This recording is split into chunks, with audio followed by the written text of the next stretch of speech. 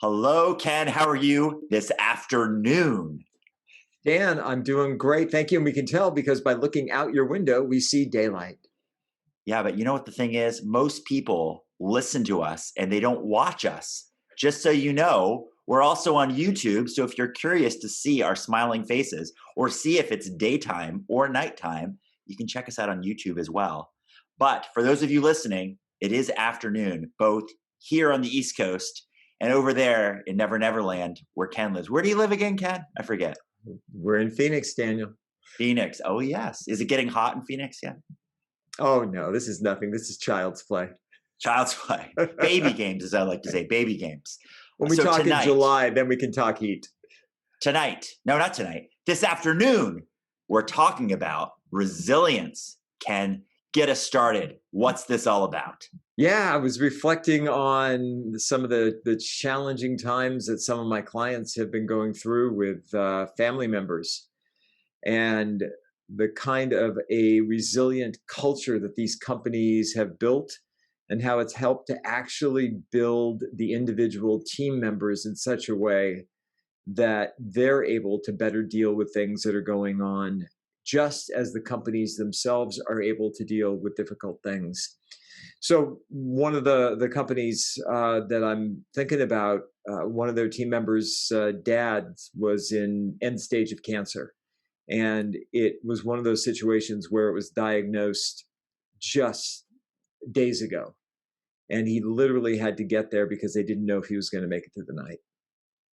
He's managing a huge project and said he hated to do it to the team, but everyone encouraged him. It's like, it's your dad, you got to go do this.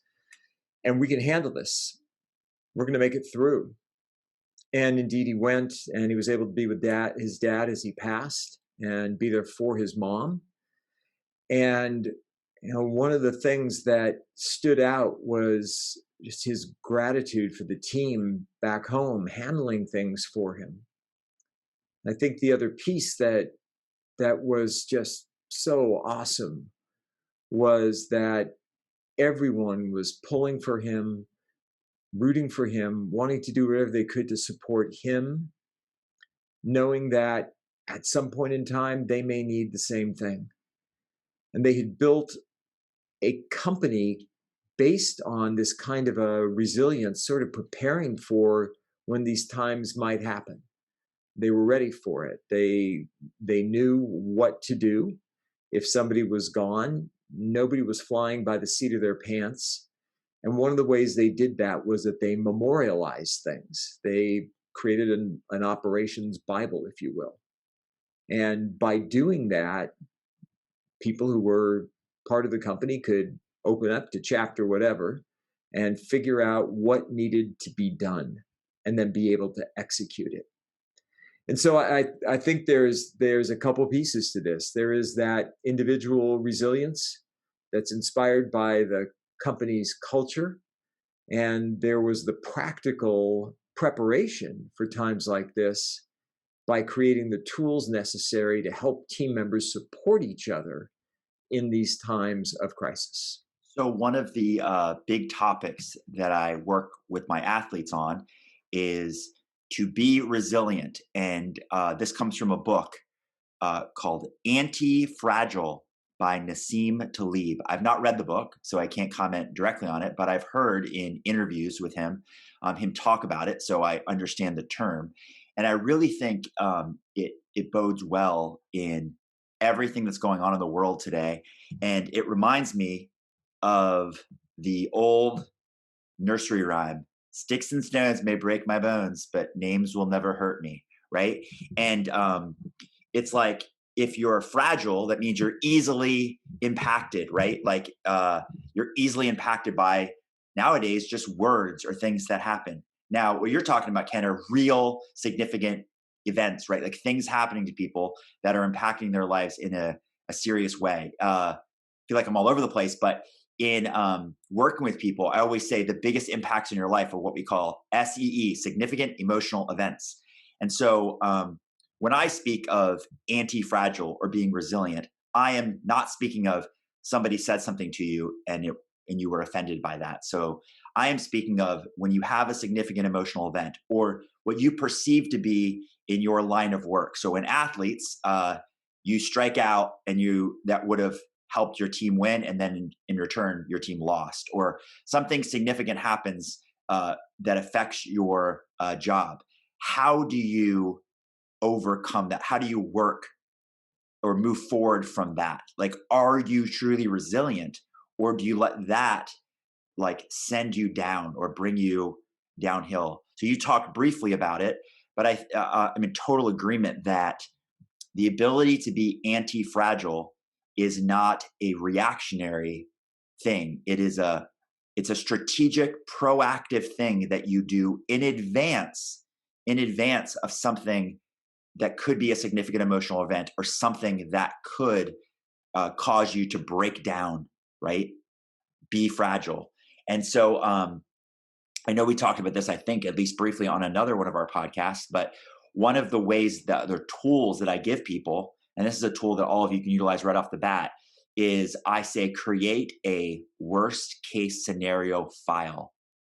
And a worst case scenario file can literally be just a digital document that you create, or it could be a journal or whatever you'd like it to be.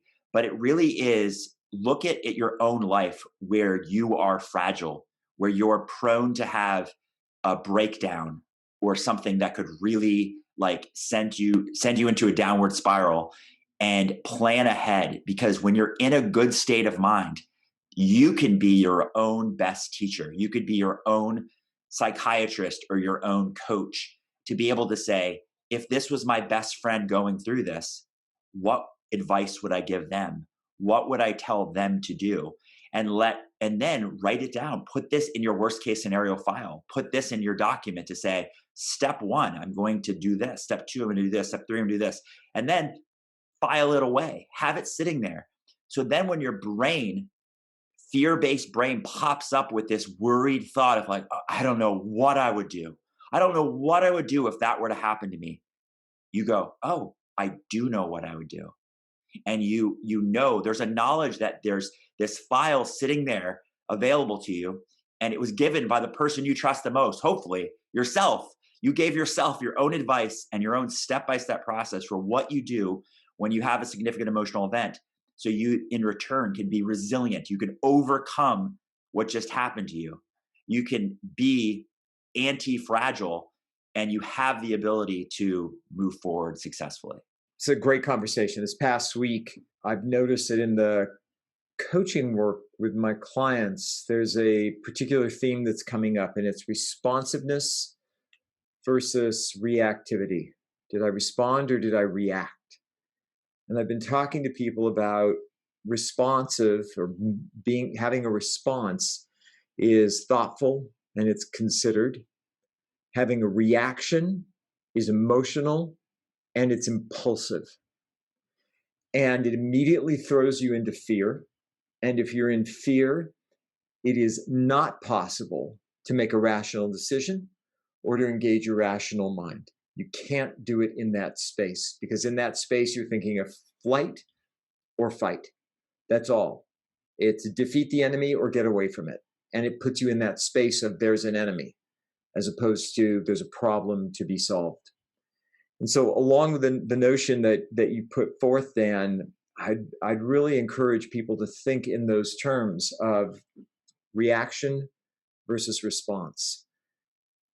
And building something like you're suggesting, that kind of a file where you've got these examples, can give somebody a place to default to in critical moments where they can have a thoughtful and considered response instead of an impulsive and emotional reaction, because you know you've got it there, and so you have that at your disposal. And if you have that kind of a response, then you'll be in a space of rational thought, and you'll be able to navigate through it with a lot more ease than you would otherwise. And your chance of doing something that's just going to throw things into a tailspin go down exponentially.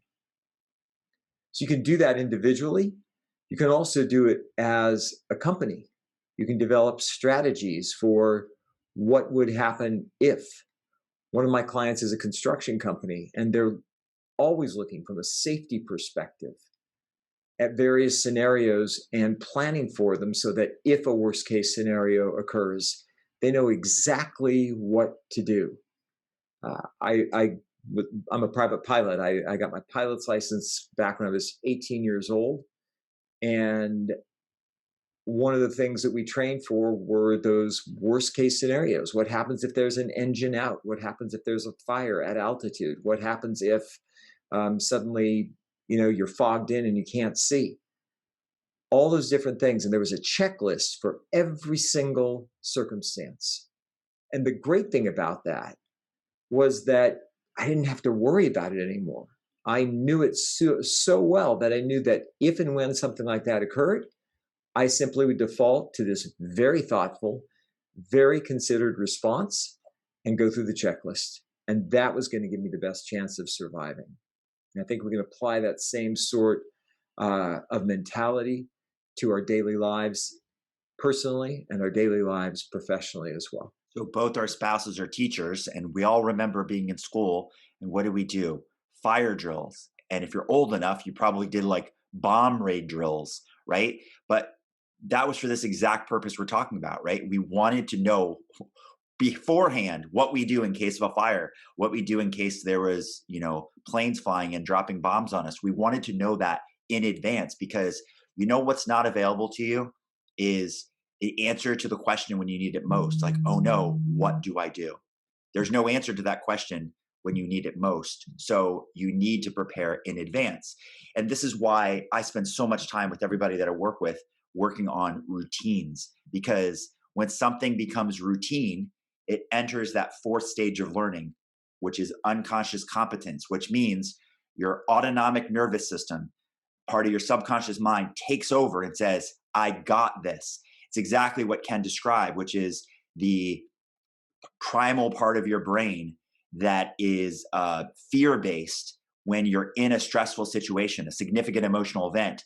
It says, oh no, you got three choices: fight, flight, or freeze up. Most people forget to freeze up, but it's really those three choices. Well, it's great if you've prepared in advance and you have a routine to follow, because then you have another choice. And the other choice is maybe you do one of these three, but maybe it's strategically thought out. Like, I know exactly what I'll do. I will flee, but I know exactly where I'm fleeing to. In the case of a fire drill, where do you flee? You get in you flee outside. And then what do you do next? We make sure we have everybody. We count the heads, right? We do all these little steps, but to not react, because in the moment, everyone's looking at each other. We're in that primal brain and we're asking ourselves, oh no, what do we do?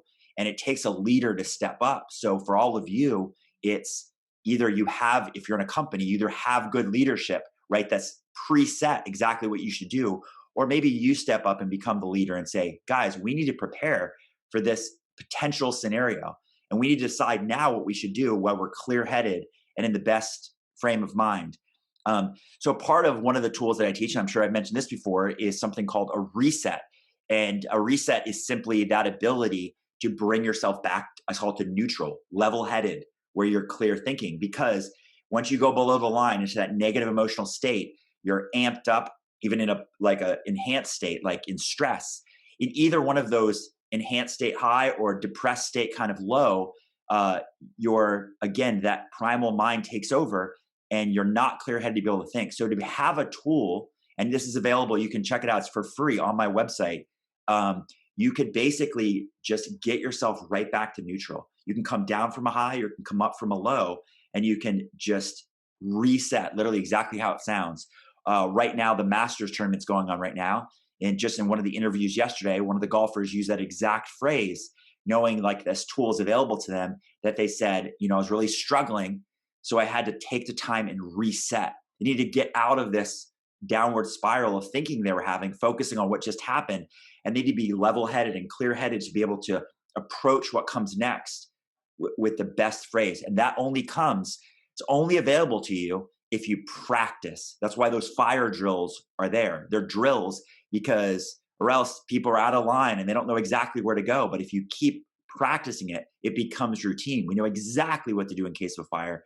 So for real people or businesses, you know exactly what to do in case of a significant emotional event. It's like I follow my routine and I practice my routine to the point that it becomes unconscious competence, second nature, and my autonomic nervous system takes over and says, I got this. This is what I'm going to do. So it's all great advice, and I think there's obviously a lot more to it. I was just thinking about the amped up piece and the fact that when we release adrenaline into our system through some sort of a reaction to something, it can take up to 20 minutes for it to actually settle back to normal levels.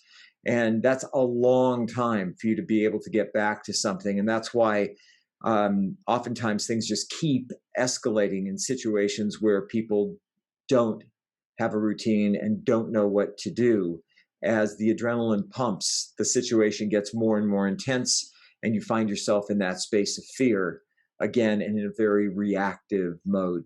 I also want to stress, like, where we began the conversation ties back into this as well, because events at a company aren't just what do we do in case there's a fire, what do we do in case there's an accident on the job site, what do we do in case any number of natural things, or there's a God forbid a shooter in the building or something like that. These are also those events of what happens when your project manager has to leave because his dad's dying. What happens when the president of the company, who is going to make a pitch for the biggest contract that we ever go out for, all of a sudden has to leave because his wife is hospitalized.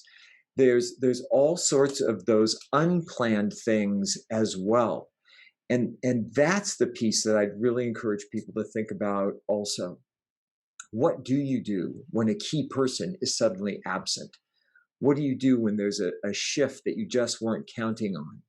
Did everyone else who was going to assist the president in making the presentation have a deeply developed skill in this such that they could do it without him? It might not be as good, but they could at least be competent enough to deliver this. Are the other managers on site trained to be able to take over at a moment's notice and be able to carry out the project so that we don't lose time on something? And it all goes back to the same thing that we're talking about. We were talking earlier about routines for responding to emergencies like a fire. But by putting together this kind of an operations Bible, as I've been referring to, that's really a book of routines in and of itself. It gives direction and guidance on how things are accomplished, how you execute tasks. And if you have that, and one of the things I'm working on with one of the companies I'm working with right now is bringing people across department together in order to construct that kind of a project-specific standards Bible so that everyone has the same game book to operate from. We don't have people operating in individual silos. We have people operating in a way that is equivalent. And then interoperability. I'm making up a word, or it's a word, I'm not sure. But that interoperability between departments suddenly is enhanced, and people can easily cross over and assist and support each other if there is an emergency. What's the name of the person in a play who backs up the lead? Like if the lead were to have to go out for some reason, they're like going to step in and play that role. What is that called? So talk about Stand stand-in. in. Yeah. Okay.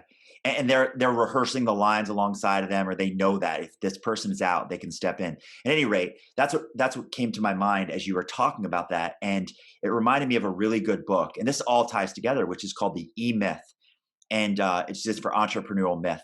And their main focus, like the one pull from this book, is the fact that you need to have standardized like processes for each role in a company. So exactly like you talked about, like if the lead in a play is out or any character in a play is out, you have the person who can stand in or step in because they know the lines. They're prepared to take on. So like that person who has to go give a speech and then his wife gets sick, he can say, "Oh, I'm ready. I can step into that role and do that on your behalf."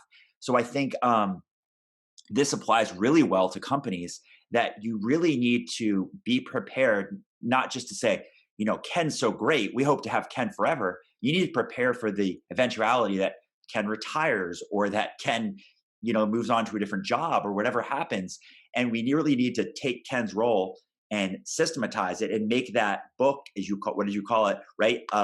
Like that writes out exactly what Ken does on a daily basis. So at any moment, Ken could like train his replacement if he's going to retire, or like worst case, Ken gets sick and is in the hospital, and you're like, we don't know what Ken does on a daily basis. We just like the fact that he was awesome at his job. You have somebody that could step up, at least kind of get up to speed by looking at this manual, and know what it is. But I just really like that thought process. So the E Myth is all about standardizing processes. They always give the McDonald's example where a hamburger should taste exactly the same whether you're in Tokyo or in the US, right? Because it's all going through the same step process. It's done the same way.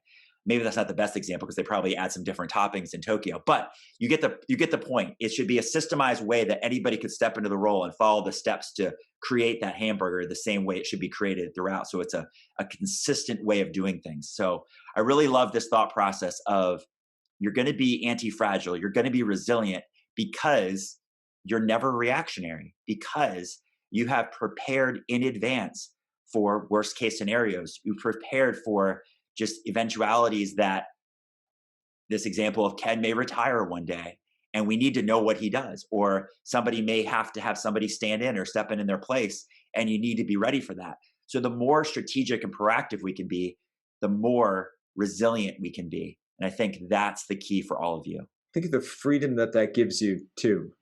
To if you knew as a company that, and I refer to it as an operations Bible, if you had that Bible constructed and you knew that, as the E-Myth talks about, I could basically pull any reasonably intelligent person off the street, tell them to open to page 10, and they'd at least be able to grasp what was going on. That's sort of his guide for, did you write this well enough? If you have that done and your people know where it's at, and maybe even more importantly, quarterly it's reviewed, then the freedom you've got in not having to worry about that, and how gracious you can be if there is an urgent situation with one of your team members and they have to leave, or somebody gets sick and is hospitalized, and there's none of this like, hey, how you doing? By the way, how did you do that? We're really curious, and I hope you're feeling okay. There's none of that. You don't have to worry about that because you did the work in advance. And it's a lot of work. I will tell you now, it is a lot of work, but it's worth the investment. So put in the time, do the preparation in advance, and then just do your job and enjoy it, because you don't have to worry about emergencies.